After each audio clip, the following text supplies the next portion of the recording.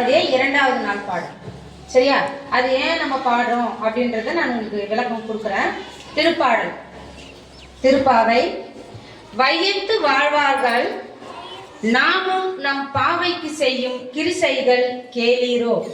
பார்க்கடலுள் பையத்துயின்ற பரமனடி பாடி நெய்யுண்ணோம் பாலுண்ணோம் நாட்காலே நீராடி மையிட்டு எழுதோம் மலரிட்டு நாம் முடியோம் செய்யாதன செய்யோம் தீக்குறளை சென்று ஓதோம் ஐயமும் பிச்சையும் ஆந்தனையும் கை காட்டி உய்யுமாறு எண்ணி உலகத்து ஏலோர் எம்பாவாய். அப்படின்னா அதனுடைய விளக்கம் என்ன அப்படின்னா, இந்த உலகத்துல வாழற நேற்று மேம் யாருக்கு சொல்லியிருந்தாங்க, பாவை.